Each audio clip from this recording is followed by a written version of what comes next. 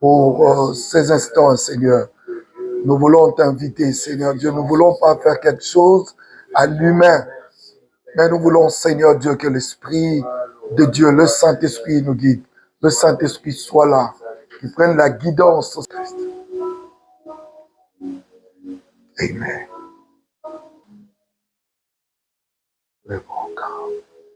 Gloire au Seigneur.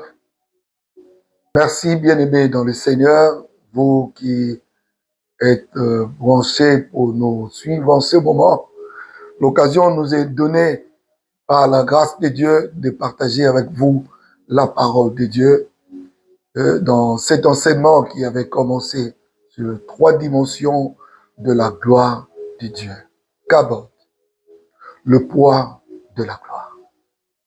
En fait, je crois que le révérend Christian a déjà parlé premièrement de la sainteté comme étant aussi l'une des clés de la gloire de Dieu. Et touchant le chapitre 3 d'Exode, il a détaillé en fait ce que Dieu a fait avec Moïse. Je vous inviterai à le suivre parce que le temps nous manquerait à parler du sujet de ce soir. Laissez-moi lire un texte de la Bible pour que nous revenions aussi à cet enseignement. La Bible déclare dans 2 Chroniques chapitre 7, je lirai du 1er au 3e verset. La Bible déclare, lorsque Salomon eut achevé de prier, le feu descendit du ciel et consuma l'holocauste et le sacrifice, et la gloire de l'Éternel remplit la maison. Le sacrificateur ne pouvait entrer dans la maison de l'Éternel, car la gloire de l'Éternel remplissait la maison de l'Éternel. Tous les enfants d'Israël virent descendre le feu et la gloire de l'Éternel sur la maison. Ils s'inclinèrent le visage contre terre sur le pavé, se prosternèrent et louèrent l'Éternel en disant, car il est bon, car sa miséricorde dure à toujours. Gloire au Seigneur. Je dirai parole du Seigneur. Parole du Seigneur. Bien-aimés dans le Seigneur, l'on parle de Kabod, le poids de la gloire de Dieu.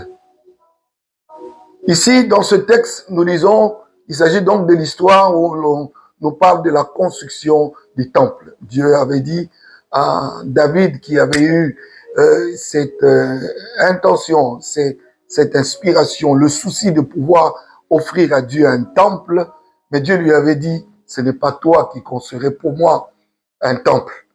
Et il avait fait le choix de Salomon, l'un de ceux qui sortiraient de tes entrailles, et c'était Salomon. Ainsi donc, plus tard, il arrivera le temps où Salomon devait construire le temple, parce que David avait tout préparé. Et les choses s'en est allées rapidement et selon que Dieu le voulait. Et si vous lisez dans le chapitre 6 de 2 Chroniques, vous verrez que l'on parle de comment Salomon avait procédé, comment il avait offert même du sacrifice et de tout ce qu'il avait fait et la prière qu'il avait faite à Dieu lorsque le temple était terminé. Tout était en place. Il y avait des sacrificateurs. Tout était là. Tout le monde était là. Chacun occupait son poste pour faire le travail. Et lorsqu'on parle de sacrificateurs, on parle de ceux qui étaient censés offrir à Dieu de sacrifices. Parce que Dieu aime de sacrifices. Et vous le savez, il est écrit des sacrifices de bonne odeur. Il aime. Il aime parce qu'au travers du sacrifice, Dieu partage l'intimité du cœur de l'homme. Il y a plus que cela. Je ne suis pas venu parler de cela. Mais seulement dans le chapitre 7. C'est là où la Bible nous parle dans ces 3 versets. Et j'ai aimé parce que la gloire a été citée 3 fois. Dans le premier verset, l'on dit Salomon achevé de prier et voici le feu descendit du ciel et consuma l'holocauste qui était donné, le sacrifice qui était digne seul pour Dieu. Et ce que Dieu ne pouvait partager avec l'homme. Le sacrifice dont on n'enlevait rien du tout, qui était consumé de dessus et de l'intérieur. Tout était consumé parce que c'était dû à Dieu. Et les sacrifices, et tous les sacrifices que Dieu, on avait offerts à Dieu. Mais on dit que la gloire de Dieu, la gloire de l'Éternel remplit la maison. Remplit la maison. Le deuxième verset, l'on dit aussi que le sacrificateur ne pouvait entrer dans la maison de l'Éternel, car la gloire de l'Éternel remplissait la maison de l'Éternel. Et au troisième, on dit encore, tous les enfants d'Israël virent descendre le feu et la gloire de Dieu. Vous lirez donc dans Exode chapitre 3, l'a dit le révérend Christian, que la gloire était tellement forte, la gloire était présente là, au point que même Moïse n'a pas pu résister. N'a pas pu résister. Et Dieu lui avait parlé. Laissez-moi vous parler de la gloire de Dieu. Et je vais parler de la gloire de Dieu, en fait, pour vous démontrer quelque chose de très important que vous allez comprendre. En fait, dans ce texte, vous allez voir que quand la gloire est descendue, la gloire a rempli la maison. Et on dit que les sacrificateurs n'ont pas pu entrer. Personne n'a pu entrer. Je me suis dit, la maison qui était construite par de mains d'hommes, selon les directives de Dieu, selon les besoins de Dieu. Mais lorsque la gloire a rempli la maison, là où étaient passés les sacrificateurs, parce qu'il faut dire, les sacrifices en fait, l'Holocauste était placé par les sacrificateurs. Et Moïse, et plutôt Salomon qui avait fait la prière aussi, ils étaient là. Mais quand la gloire est descendue, la Bible déclare, même le sacrificateur qui était digne d'accéder dans le temple, ils n'ont pas pu entrer. Parce que la gloire remplissait la maison. Remplissait la maison. Laissez-moi vous dire, je ne parle pas de la gloire de Dieu comme étant une renommée. Mais je parle de la gloire de Dieu ce soir comme une considération, une haute considération de la personne de Dieu et de sa manifestation. Ce qui a fait que le peuple d'Israël, au verset 3, ils se prosternent, ils ont considéré que l'Éternel est descendu. Parce que la gloire a détaillé, en fait, l'identité du Dieu qu'il priait. J'aimerais dire à quelqu'un, si réellement tu passes par la sainteté et que tu laisses ton corps comme étant le temple de Dieu, il remplira ton corps au point que même les humains auront le respect de ne pas te toucher. Même l'ennemi ne parviendra pas à mettre la main sur toi. Car Dieu considérait un niveau très élevé la gloire de Dieu comme étant sa considération, la considération de sa présence. Et j'ai aimé, parce que la Bible nous révèle, le peuple d'Israël a compris que leur Dieu avait des vertus, leur Dieu avait une valeur incontestable, incomparable. Il est temps que le peuple de Dieu arrive à ce point. Donnons à Dieu cette considération pour que cette gloire se manifeste en nous. Ils ont eu du mal pour accéder. Les sacrificateurs ne pouvaient entrer dans la maison de l'Éternel car la gloire de l'Éternel remplissait la maison. Je prie que la gloire de Dieu remplisse ta vie.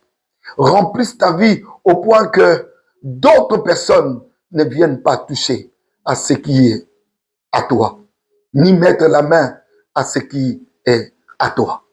Mais que la gloire de Dieu fasse montre aux autres que tu as un Dieu véritable. Je vais le dire autrement, la gloire de Dieu comme étant la manifestation de son identité. À l'époque, lorsque l'on priait le Seigneur, on pouvait ressentir auprès d'un chrétien de quel Dieu il prie. Nous sommes de ceux-là qui ont été affectés par la prière d'une personne. Une personne qui priait et vous passez, vous êtes connectés, vous êtes affectés. Aujourd'hui, on ne voit plus cela. À l'église, je voyais comment est-ce que la gloire de Dieu descendait et changeait l'atmosphère de l'église. Même s'il y avait comme une lourdeur, une froideur, mais vous voyez, tout change parce que la gloire est descendue. Dieu s'est identifié. Je prie que le chrétien d'aujourd'hui porte la gloire de Dieu et que l'on reprenne encore autant d'autrefois l'identité de Dieu que nous servons, en qui nous croyons. Il est temps, bien-aimés, qu'on voie en nous l'identité de Dieu, que nous prions, que nous servons le Dieu en qui nous croyons. Je prie que cela arrive à quelqu'un. La gloire est là. La gloire est disponible. Mais seulement il faut suivre cette étape. Sainteté et laisser cette considération de la personne de Dieu. La gloire sera là. J'aimerais terminer en disant que, bien-aimés dans le Seigneur, la Bible déclare tous les enfants d'Israël virent descendre le feu et la gloire. Ici, je parle de chrétiens qui ont l'habitude d'être distraits. Surtout à l'église. Même pas à l'église, mais à la maison. Aujourd'hui, j'étais en prière quelque part, puisque je suis dans un programme de temps de prière. J'étais en face de rivière. Je ne sais comment on l'appelle ici, en France. Mais pendant que je priais à 1 heure, dans ces temps de prière-là, j'ai vu une présence. J'ai vu une présence et j'ai crié. Et ceux qui passaient là, le blanc qui était là, n'ont pas compris. Mais moi, j'ai vu quelqu'un et la langue a changé. Je prie que le chrétien commence à considérer, vous le savez, dans Hébreux chapitre 11, le verset 6, la Bible déclare, sans la foi, il est impossible de lui être agréable. Je ne parle pas de la foi, je veux m'expliquer. Mais je vais parler de la suite. La suite, c'est que il faut que celui qui s'approche de Dieu croit que Dieu existe. Croit que Dieu existe. Il faudrait qu'on arrive à ce point. Dès que tu fermes les yeux, dès que tu as l'intention de prier Dieu, il faut que tes yeux spirituels le voient. Il faut que tu crois. Il faut que tu aies assez de dimensions. C'est pourquoi vous voyez de ces gens, quand il s'agit d'adorer, il est par terre, il a vu. Il pose des actes que personne ne peut le commander, mais qui ne lui vient que de l'esprit. Parce qu'en fait, il commence à sentir la présence. Il a vu la présence et l'attitude a changé. Je vais vous dire, la présence de Dieu nous anime. La présence de Dieu nous pousse à poser des actes qui répondent à l'attente de ses désirs à temps réel. Et s'il veut à genoux, à genoux. Il veut crier, il reçoit le cri. Il veut que tu acclames, tu acclames. Chrétien, la gloire de Dieu. Il faut voir Dieu et vous verrez cette gloire. Ils ont dit, ils virent et ensuite, alors ils se prosternèrent. Je prie que ton cœur se prosterne devant Dieu, car sa gloire est disponible. Amen.